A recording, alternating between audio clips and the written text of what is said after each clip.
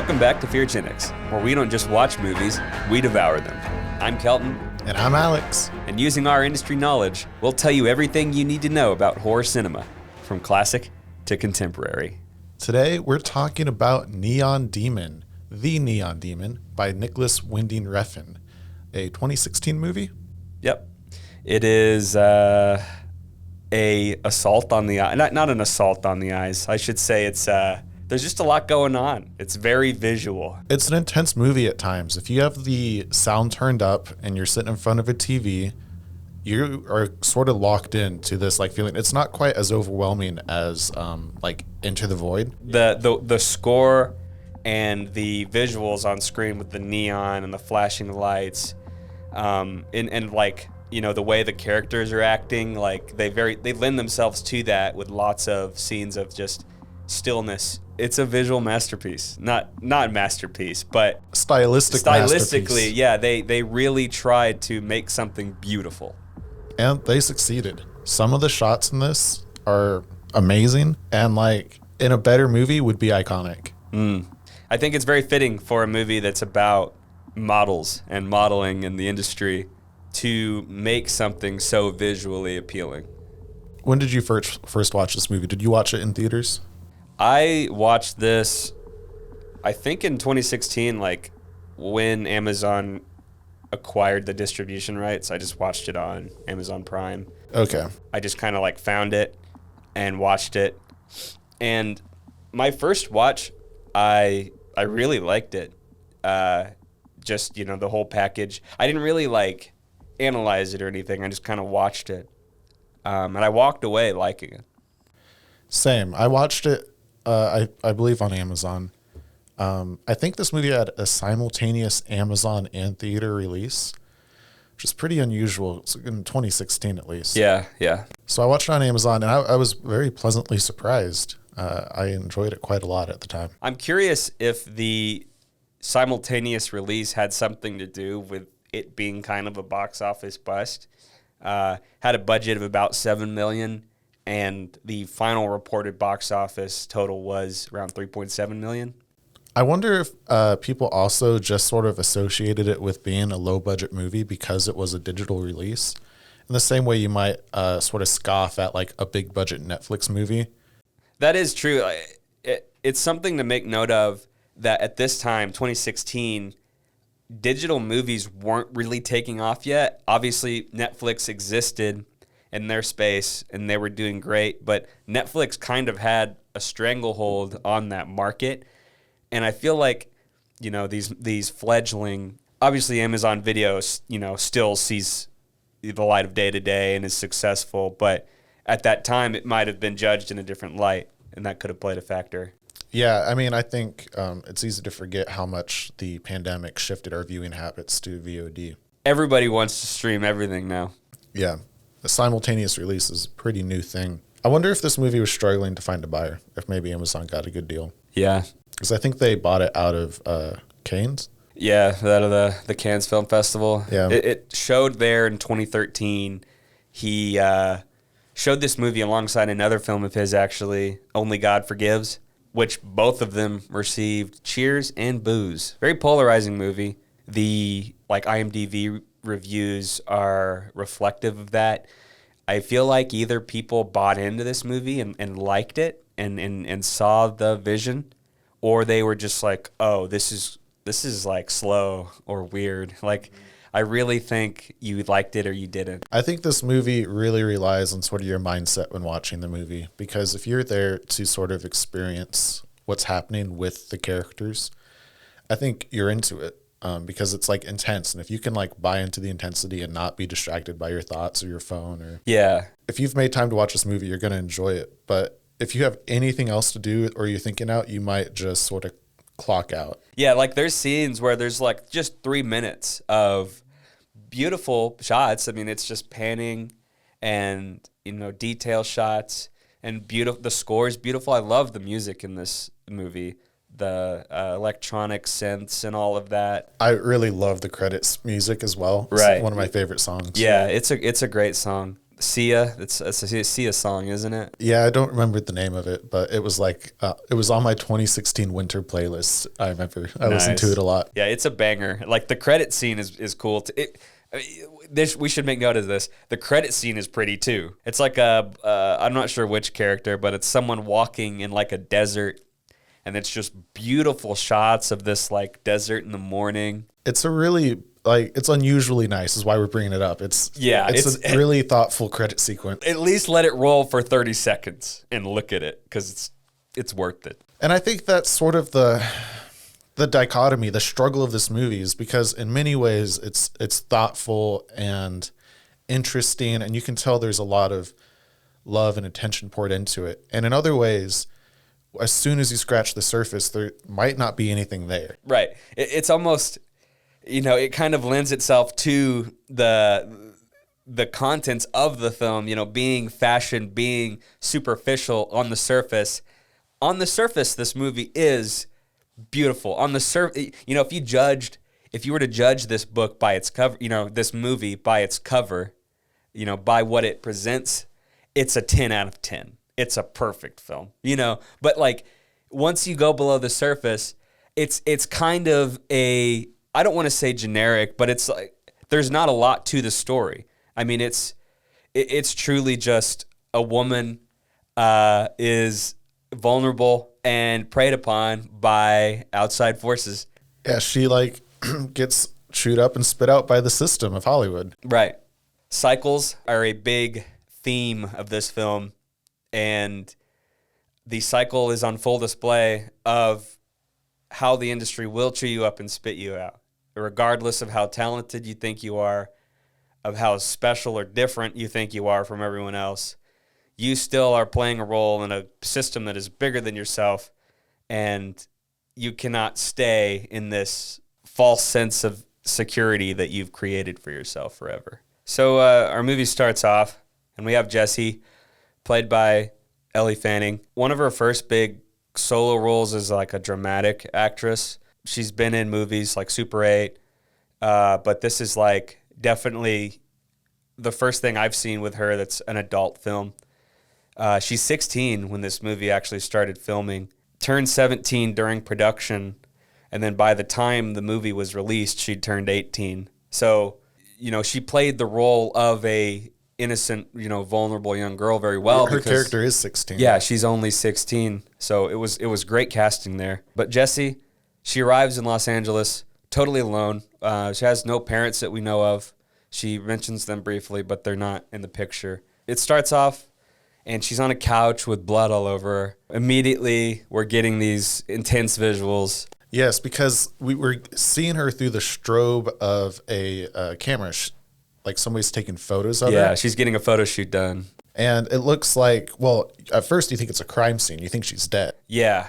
Oh, yeah. And it's just this intense sort of like flashing of like, it's not gory, but like a little bit gory. It's like it looks like she slit her neck. Yeah, there's like blood all over her neck, like running down her shoulders. It's very like thick, like a lot of blood, but it's not like chunks or anything. Like it clearly looks kind of artificial.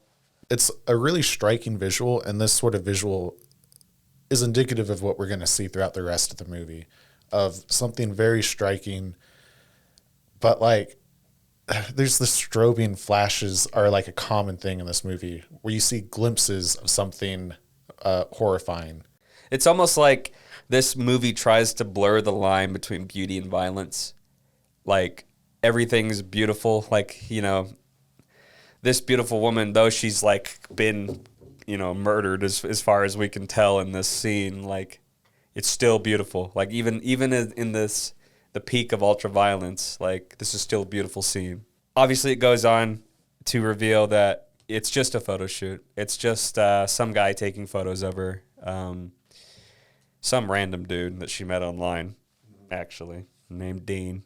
And she meets a makeup assistant after the photo shoot. She's wiping off the blood. Yeah, Ruby, and Ruby befriends her and asks her if she wants to go to a party. And we get the sense that Ruby is the first person who's been friendly to Jessie. Jessie's very caught off guard by her being nice to her.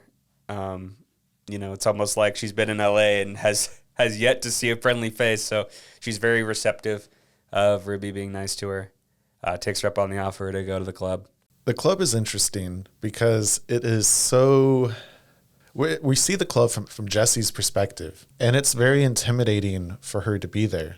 The whole time in the club, pretty much all we see is her standing by Ruby while Ruby talks to her friends. While there's like loud music bumping and like flashing lights still. And she's just getting stared at by a random stranger. And then from there, they head into the bathroom and we meet two other women who Ruby's friends with.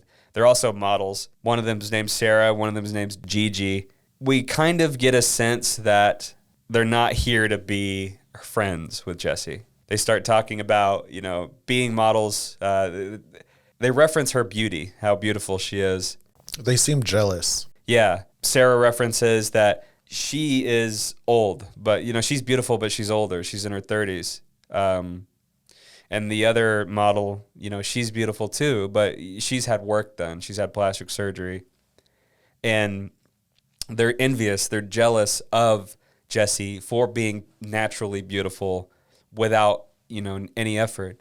And she's almost confused. Like, she can't understand why these women don't like her for no other reason other than the fact that she's beautiful. This is almost the first moment she realizes, oh, yes, I am beautiful, as an asset almost. Yeah, it's the first time she's seen what her beauty, like how envious people are of her beauty.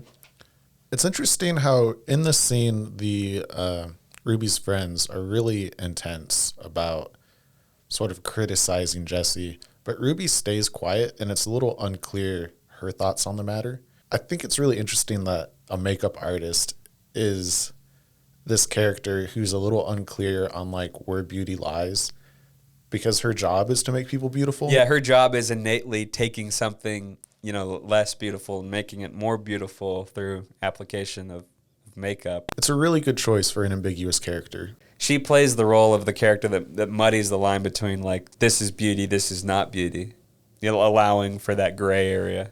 One thing to make note of here, at one point Ruby asks Jessie if she is food or if she is sex. This is a pretty important line, and I will refer back to it later on. Okay. Oh, I never really thought about it like that. Yeah. Okay, yeah, we will get to it later on. So from this scene, it's the next day. Jessie meets her agent in her office. Her agent, speaks volumes about her, says she's destined for success in this industry. They're talking about the photos that she'd had taken in the beginning of the movie. Funnily enough, the agent calls the photos amateur hour. And what's funny is when you see the photos, they are amateur hour. The set, it was beautiful that you saw. Like, the cinematography of the movie, it was not amateur hour, and it portrayed everything very well. Seeing the universe like photos, he managed to make that look bad. Yeah. It's this point where we come to realize that Jessie hasn't finished high school yet.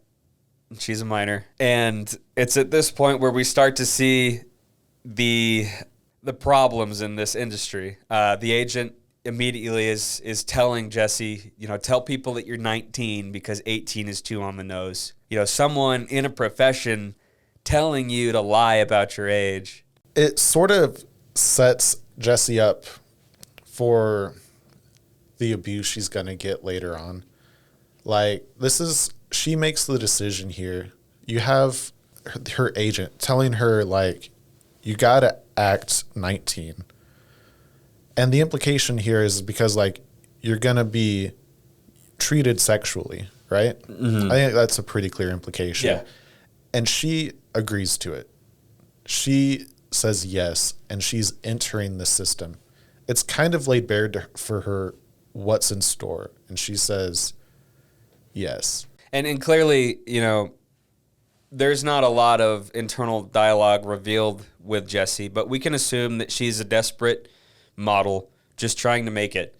And, the moment that someone tells you that you're destined for success, you're not going to just write all that off, because your moral compass, and obviously her moral compass was set aside so that she could seek that success.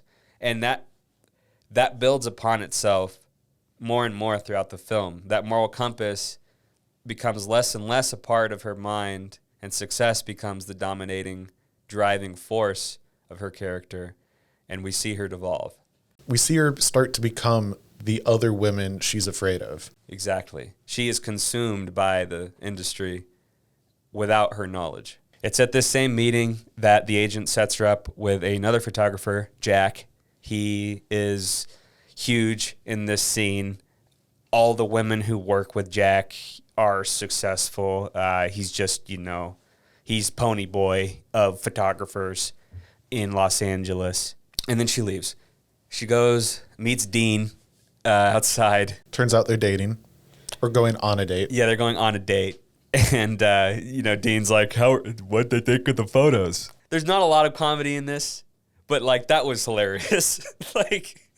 He just gets his stuff shat on, and she's like, we didn't talk about it. I'm sorry. He's It's that's like cool. just awkward, yeah. His whole character is so awkward. He sort of, whatever him and Jesse's relationship is, it's established before she sort of starts her downfall in a way. So he's kind of the last pure character we see. Yeah, he's almost representing, and that's something to keep note of. He's the first character we meet besides her. So they're together in the beginning. That is basically all she has left of her first self that we see in the beginning of the movie. That's the only character that knows of Jesse as a young, innocent girl. As we continue through the date, though, I think I lose a little bit of sympathy for him because they go out to eat. They don't go out to eat. They go out to to a ridge. A ridge. And we have this sort of weirdly long scene of her just standing on the ridge. And him just kind of sitting back. Yeah, and we follow her. We see a shot of her, a medium wide shot of her walking back and forth on the ridge. We look at him and we cut back to her and all the lighting's changed. Oh, I never noticed that.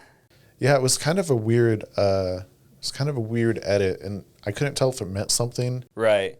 Yeah, I didn't catch that. But as they start talking, he discovers what her actual age is, 16, and he decides that's okay. And this is where Dean is a questionable character moving forward. And then that scene's over. They head back. She's heading back to her motel room and, opens the door.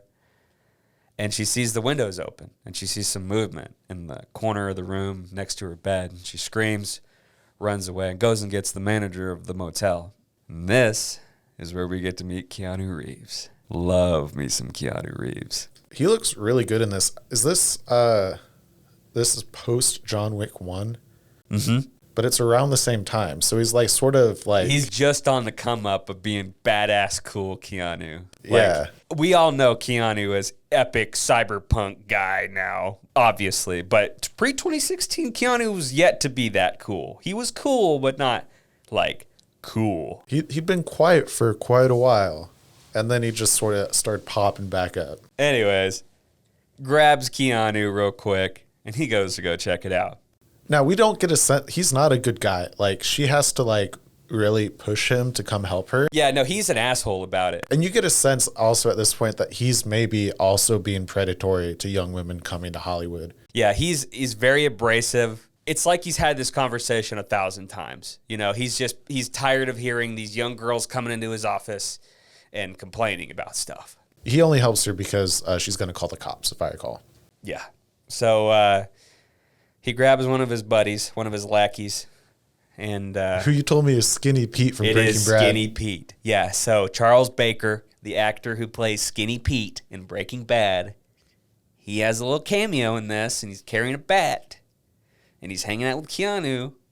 I'm just saying that's a powerful duo. If they got their own movie, that's all I'm saying. Maybe we'll get Keanu in Breaking Bad at some point. Maybe we already did. Maybe we just didn't notice. Oh, yeah, as Jesse. I forgot. Yeah. So, make it to the door. Door's locked, so he has Skinny Pete knock the door down. I like how he tries for all of 5 seconds to unlock the Yeah, door. it's just that.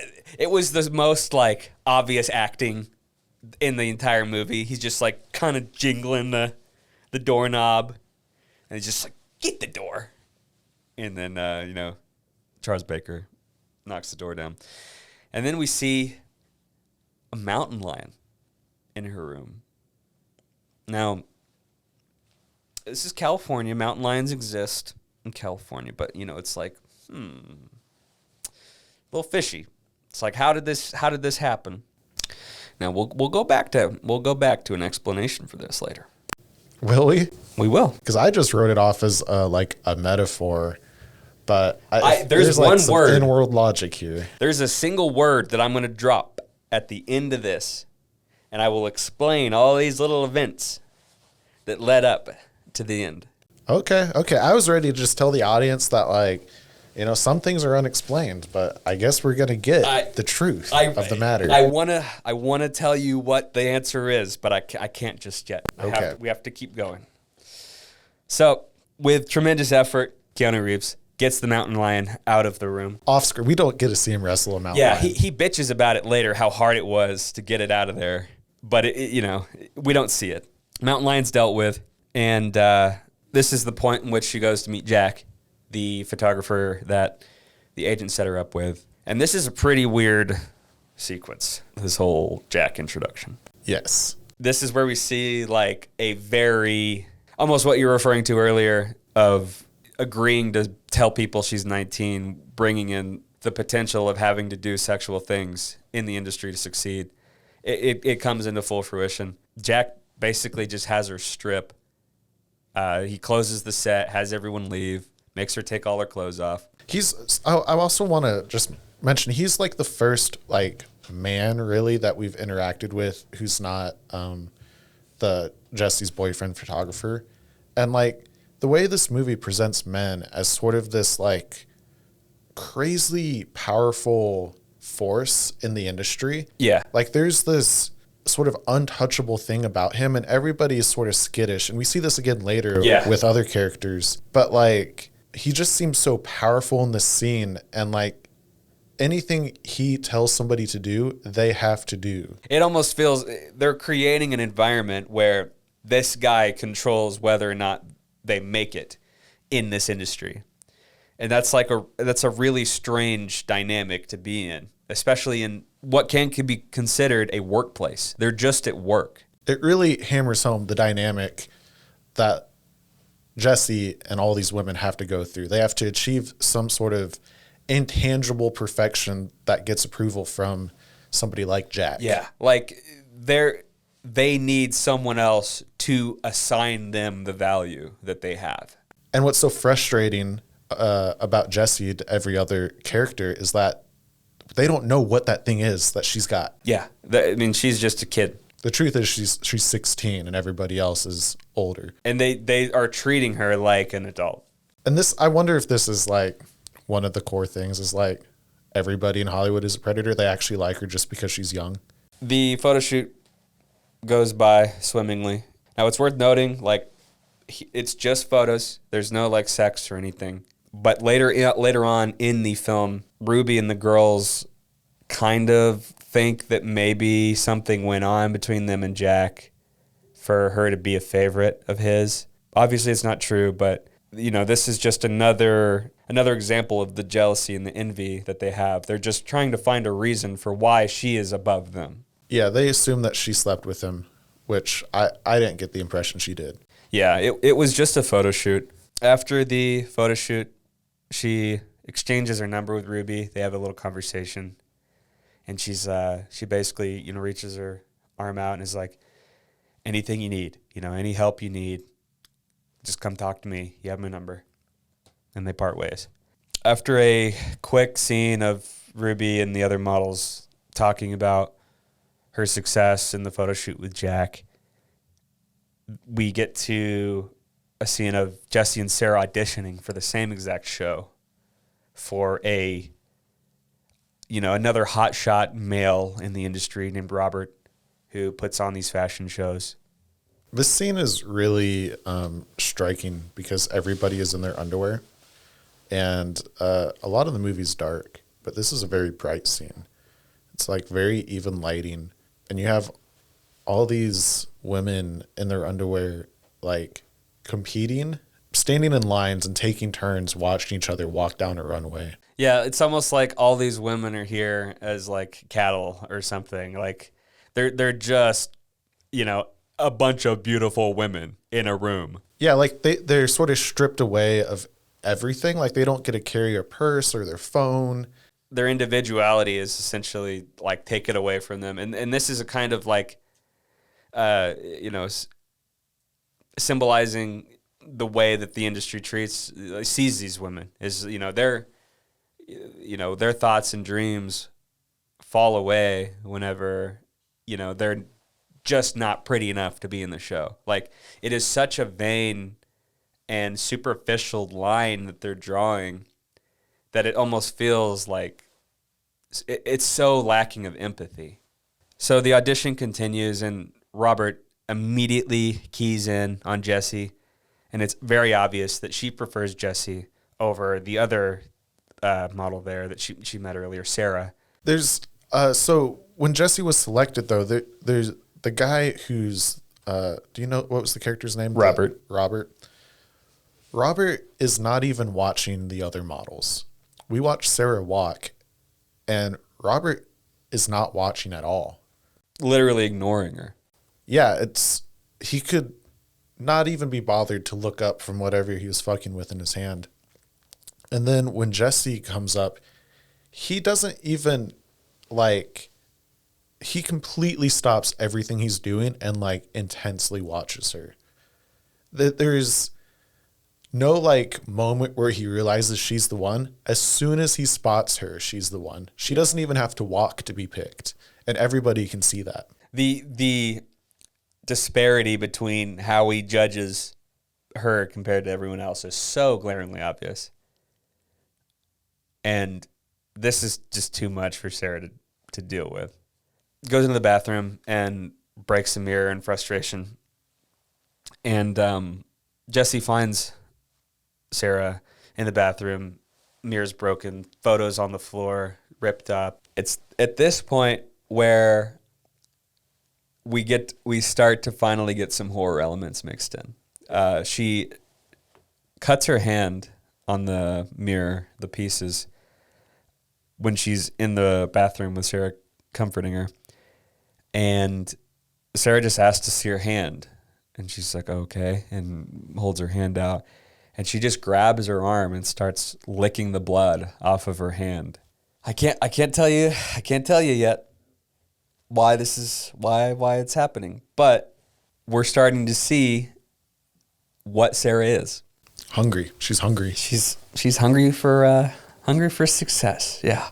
She runs back to her motel room and tries to fix her hand in a frantic effort.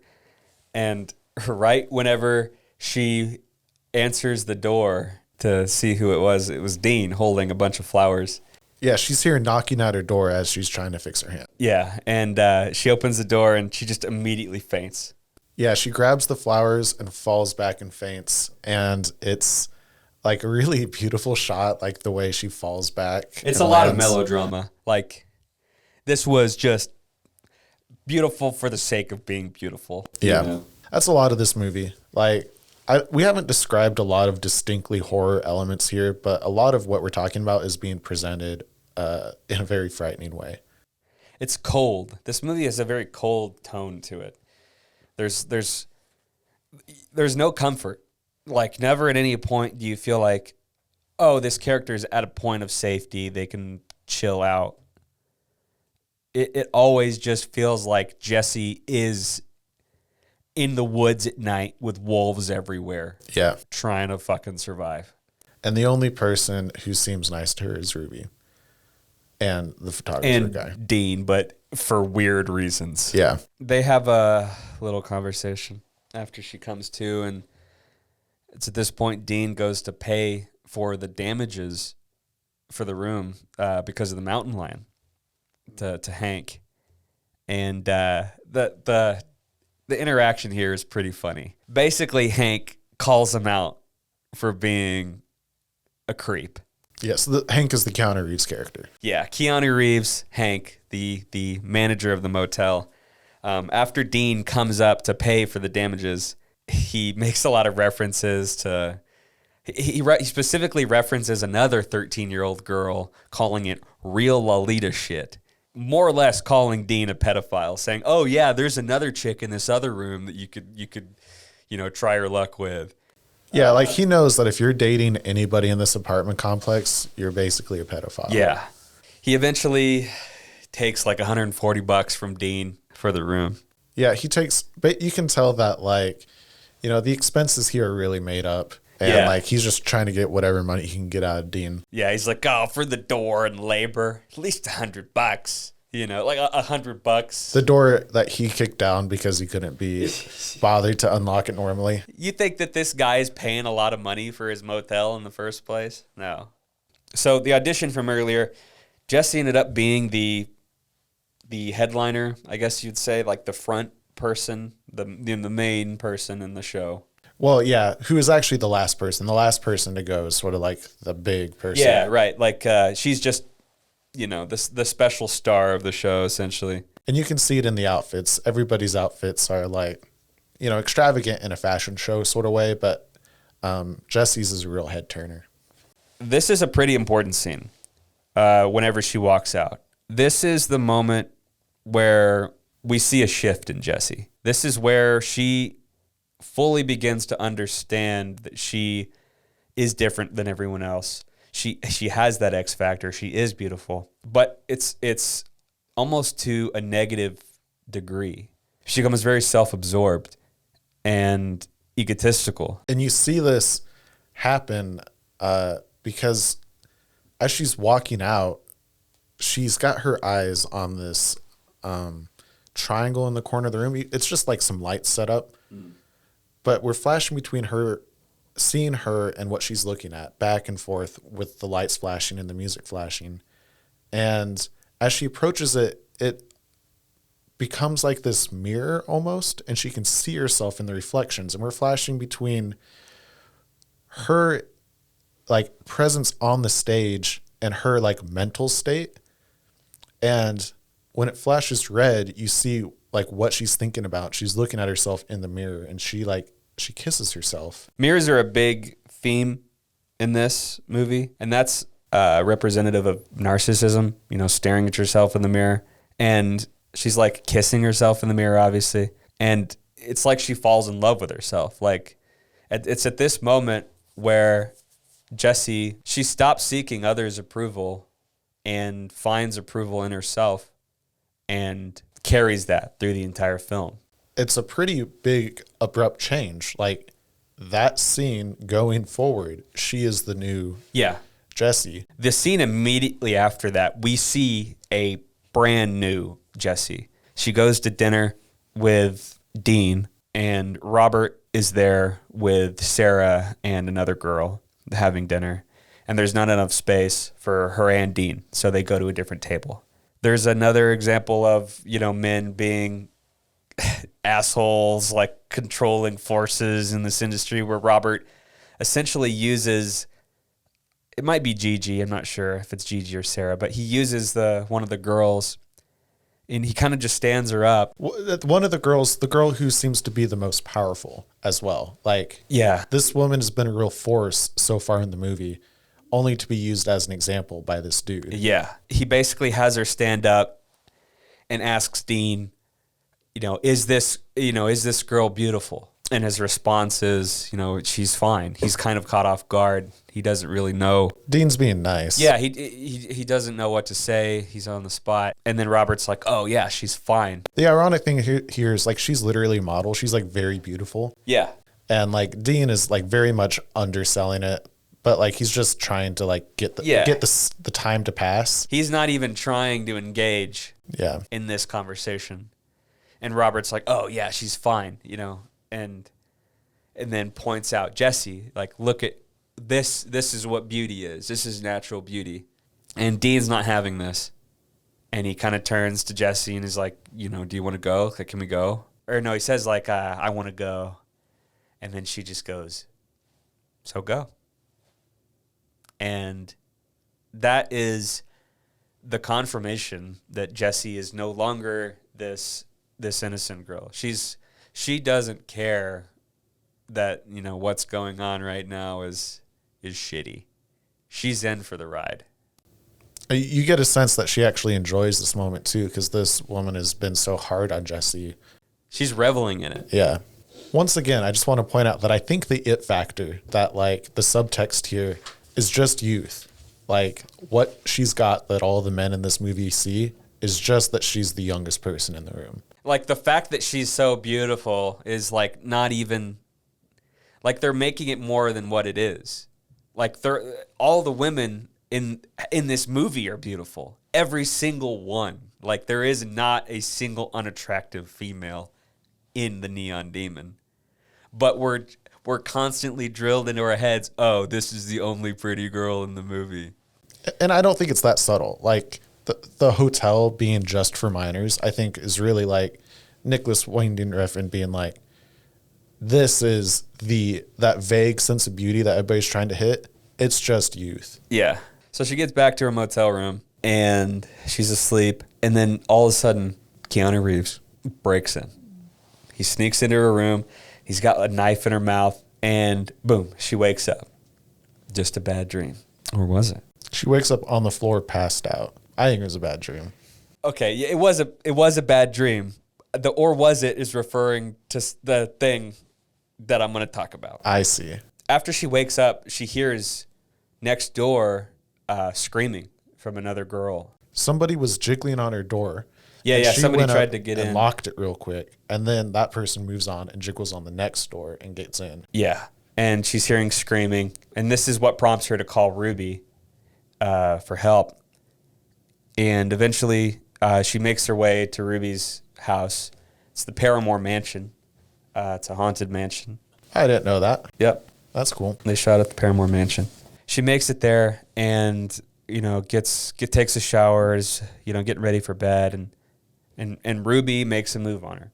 It was pretty obvious, you know, throughout the entire movie that Ruby kind of had a thing for Jesse. And it's at this point where she makes a move on her.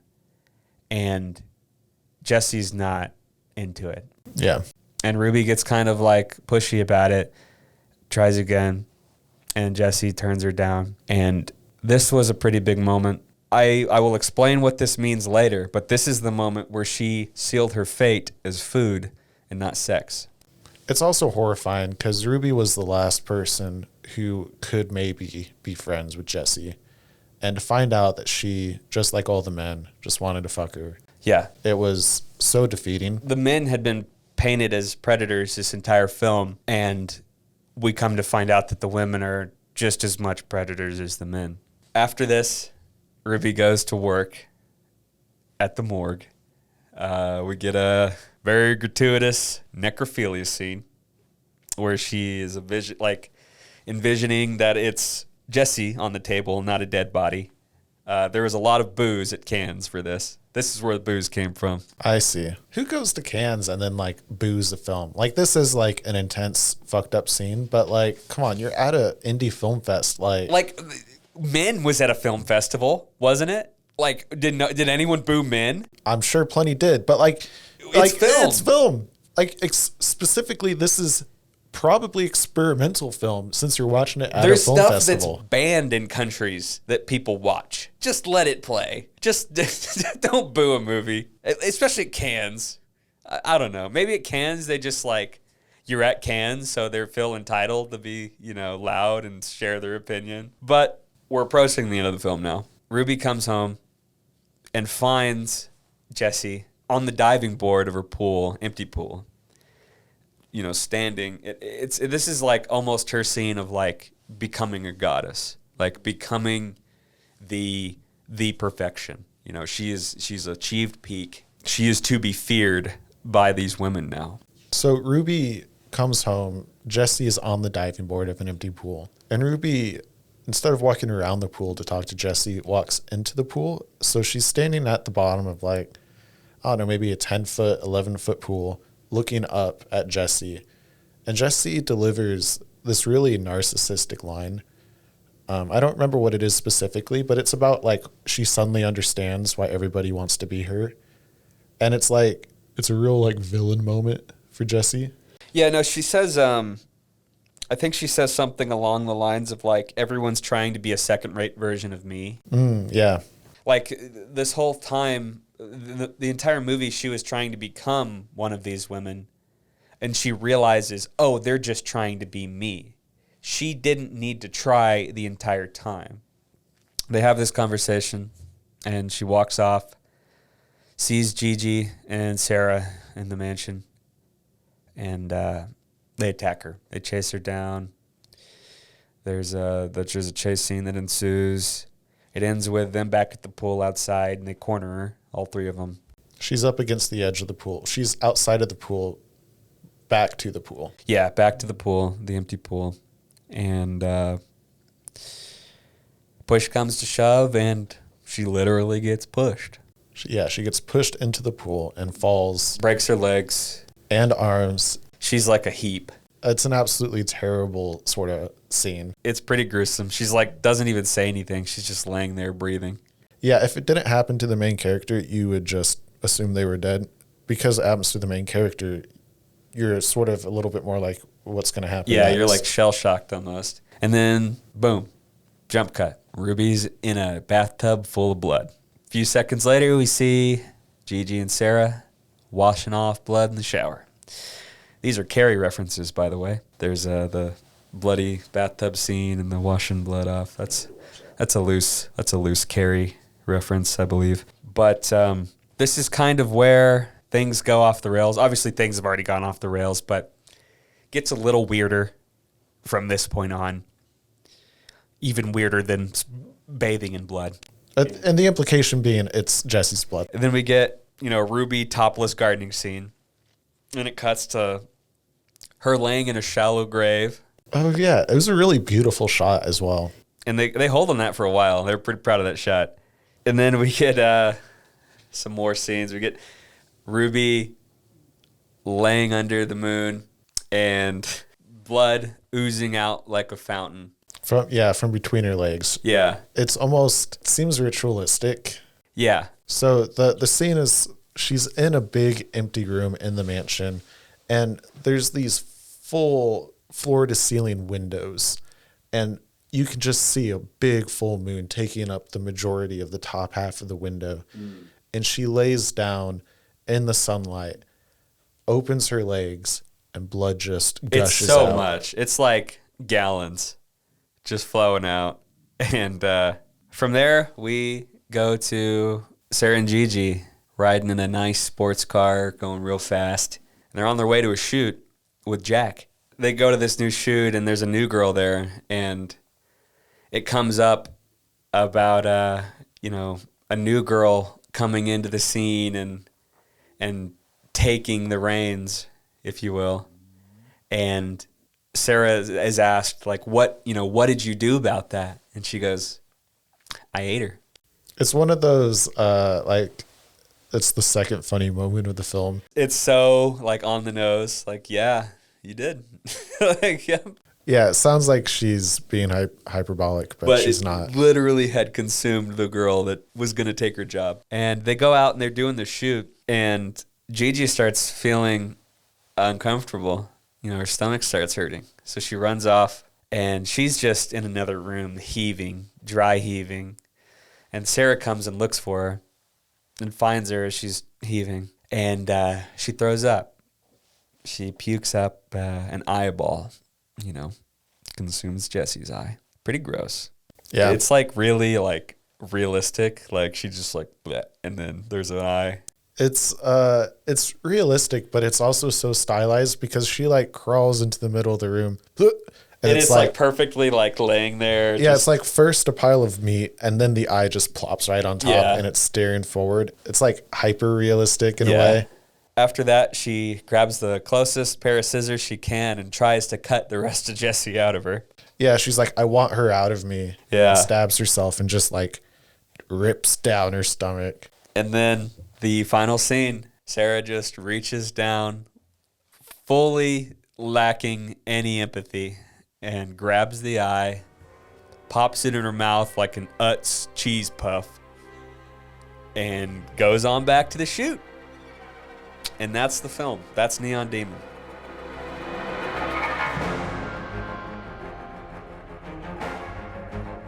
So what does it mean? Well, it depends. There's a pretty literal meaning to this film, but there's also a very metaphorical meaning.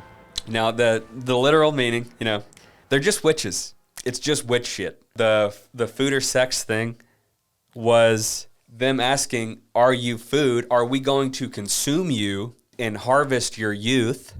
Or are you sex? Like, can we copulate and use the power that you generate to power us?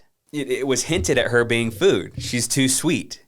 She became food whenever she refused to have sex with Ruby. Yes. She was no longer useful to them in any other way other than consuming her life force. The bad dreams were projections. That's witch shit. They just make you have bad dreams to prompt you to do things. So they put that vision of Hank walking in, that all that noise, as far as we're concerned, none of that was real. All of that was existing so that she would call Ruby. She gave her that number because they were going to continue to manipulate her until she came to them. She never had a choice. I really like that. Is there any like... The mountain lion was a shape-shifting thing. That was probably Ruby. Oh, okay. That's a witch thing. Is there any sort of thing that they, like, do we ever see them doing this? Like, we see everything from Jesse's perspective, but do we ever get a glimpse of them, like, doing something supernatural at all? No, that's the thing. That's why it's cool, because, like, none of it is explicitly told to you in the film. But it's not a stretch. Like you're saying, it's very ritualistic with the moon. Like that is like they did some sort of moon ritual, and like that, but the blood leaving her was Jesse's blood. Like that completed the ritual. Like they consumed the life essence once it had been consumed and had been expelled from the body. That was all part of their witchcraftery. So that's the literal meaning, right? Like that's, you could assume that they're just witches, and it was witch shit. So, but like, there is a ton of metaphorical meaning to take away from this movie that's worth addressing. Cycles are such an important aspect of this movie. The moonlight scene, like the moon cycle. The moon is referenced several times. Yeah. The fashion industry in and of itself is a cycle. A young budding star comes in and is chewed up and is spit out by the industry, and a new one comes in to take her place. Sarah eating that eye was symbolizing, like, there's always going to be someone to prey upon. There's always going to be a predator. There's always going to be someone trying to get ahead. Even after all this happened, Sarah still just wants to get ahead. She doesn't care that Jesse died or her friend died. She still sees success and the potential of success. And that cycle of chasing success and chasing stardom will always take precedent over the individuals and what they do. While Jessie could have been very successful and prominent in her career, she decided to become the best. And trying to become the best creates enemies. She couldn't find a niche where she could exist as a successful model. She had to be the best model, and it consumed her. She decided to sort of become a wolf, and then she got consumed by other wolves. Yeah. There's not really like a good way to walk away from this movie, I feel like. It's just kind of like very objective, and it's the way it portrays its themes. And it's like, it's kind of sad. Like, it's just, damn, that really is how it be. Like, that's the takeaway from it. Yeah.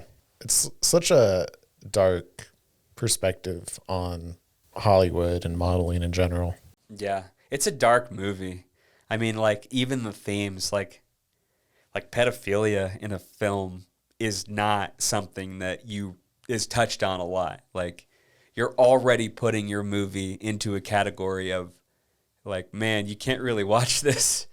Like, in most, you're not going to watch this as some stupid horror movie to put on, you know? Yeah, and people are booing at necrophilia. Should have been booing the whole movie. Yeah.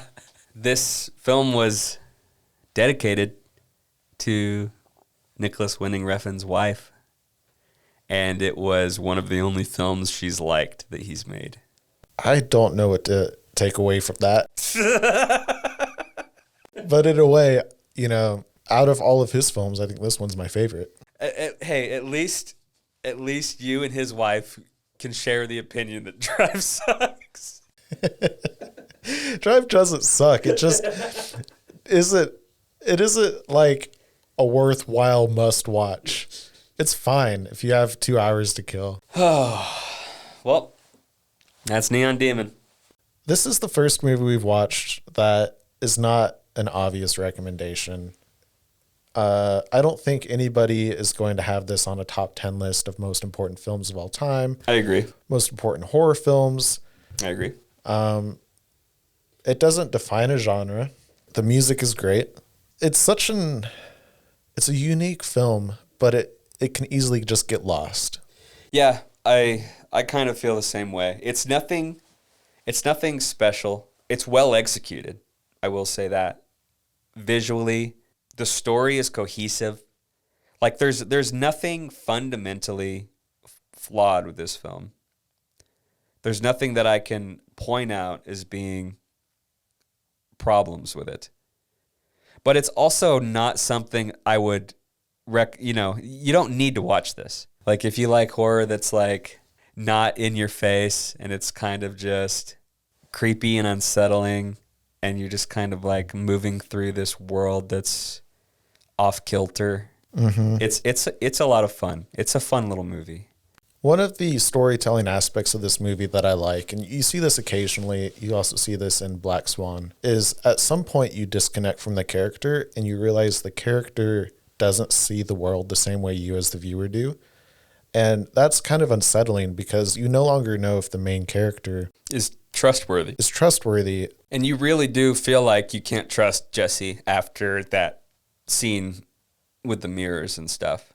Yeah, in a way, her being pushed into the pool isn't the saddest thing that could happen. It's like you're sad because you're attached to her, but it's not like at the same time you're like, okay, she just delivered the douchiest line of the movie. They created the circumstances in the film to justify her death. There were no good characters in this movie. There was no good guy. Everyone was bad in their own way. It's kind of like depressing to think about, rewatching it and like realizing literally everyone has something wrong with them. So I can't recommend necessarily the movie super strongly, but I can recommend the movie soundtrack. So whatever music player you use, go look up the Neon Demon soundtrack. I'm sure somebody's made a playlist. I'm actually going to do this because I want to listen to it in full. It's great. I really wish they made like a visual, obviously they were making a movie, so there was more important shit to do. But imagine if they just made like a visualizer in the style of Neon Demon with the cool neon. I'll see what I can do. Maybe I can do something like that for this episode. Oh, that'd be sick. So just to be clear, thumbs up, thumbs down, where are you at? I'm right in the middle, man. Like, I can't say it's a bad movie. It's not, because it's not a bad movie. But it's not, like, anything special. Like, it's just a pretty good movie, well executed, pretty good cast, visually very enthralling, beautiful film. If you like neon, if you like cool neon, it's worth watching. And if you like pretty synths, like nice electronic music, that's in there. But like that's about it. Like it's just it's a horror movie. It's horrifying in the same way like Whiplash is horrifying. Like you have like just this pressure on an individual, and it's good, but you have to be in the mood for that kind of intensity. And it doesn't always hold up on multiple rewatches because you know where it's gonna go. Yeah, that's the big thing. Watching this once was way better than watching it a second time. I loved watching this movie the first time. I think if I didn't go back and watch it again, I would have held a higher opinion on it. But having delved deeper into this film, it's just a horror movie. Yeah. So watch it if you want to. If you like horror, if you're a horror fanatic, and you haven't seen it, check it out. But if you want to watch a good horror movie, there's other options. Yes. But it's on Amazon. If you have Amazon Prime, go check it out. It's free. Yep, I think that'll do it for us. Thank you to all our supporters out there. Yeah, thank you for listening. We have a Patreon. If you're interested in joining the Patreon, we have a Patreon exclusive podcast called The Witching Hour. Every time we record Feargenics, we also record The Witching Hour, which is just a more laid back sort of look at whatever we're doing. This week we talked about Avatar 2. Yeah, and Avatar 6 as well. Yep. So if you're interested in supporting us, go check out the Patreon. Otherwise, you can reach out to us on Twitter, Instagram, YouTube for behind the scenes photos and just whatever we feel like posting. Oh yeah, and send us your movie suggestions. Always taking suggestions. What do you want to see? Well, I think that's it for this week. Goodbye, everybody. See you guys.